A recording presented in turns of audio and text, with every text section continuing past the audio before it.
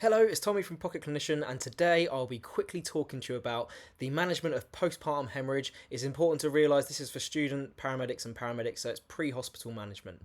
So, first of all, what is postpartum hemorrhage? It's been defined as blood loss over 500 millilitres after birth. Now, how do we ascertain how much 500 millilitres of blood looks like?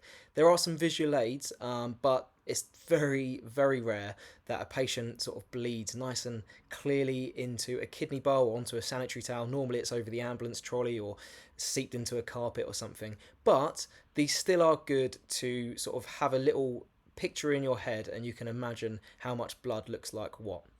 Whilst I'm working that out, I'll be considering the 4T's of postpartum hemorrhage.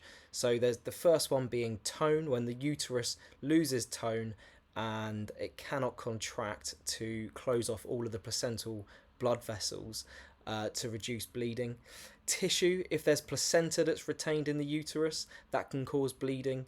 And trauma, if there's any tears in and around the vagina from the stretching of the baby coming out, that can cause lots of bleeding. And also thrombin, so any coagulation abnormalities caused by certain conditions that increase the risk of bleeding, that's another thing to consider.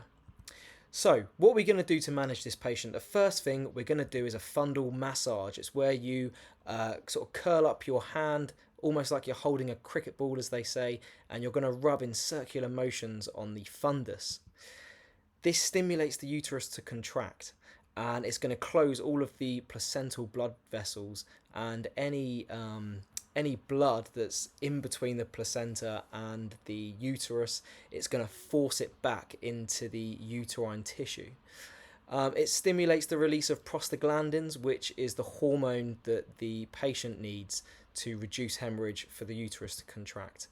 The only issue with this, and this is evidence-based, is that it takes up a lot of staff time. If you're by yourself, it can get very difficult because once you're doing this, that's it, you're doing it.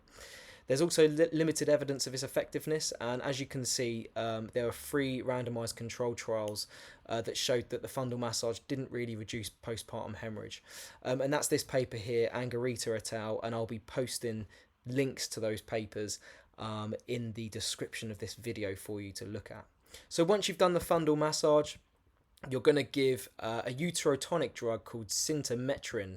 Now, this is available to paramedics in the UK. If you're overseas, then it might be a different uterotonic drug, but this is generally pretty standard across the world in terms of management. So it might not be sintimetrin, it might be another one. But this is a drug that stimulates the uterus to contract. It's a really effective uterotonic agent, and there's been studies that have compared it to other uterotonic agents like oxytocin and carbetocin, and sintimetrin was the most effective. The only issue is that it has lots of side effects like vomiting, hypertension and headache, but I'd rather be managing a patient with those side effects than an uncontrolled hemorrhage. So once you've given that sintimetrin, you're going to move on and administer tranexamic acid.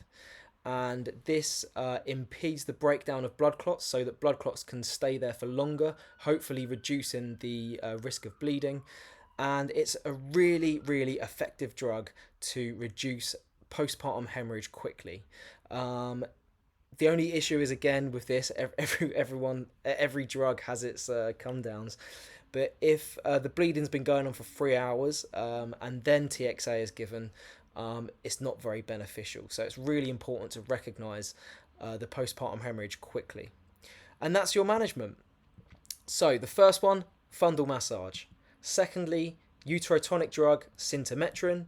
And thirdly, tranexamic acid.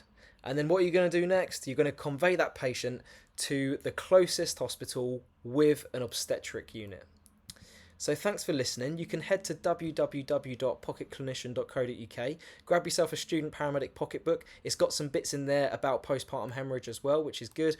Or you can save yourself some money and buy a bundle. But thanks very much for listening and enjoy the rest of your day.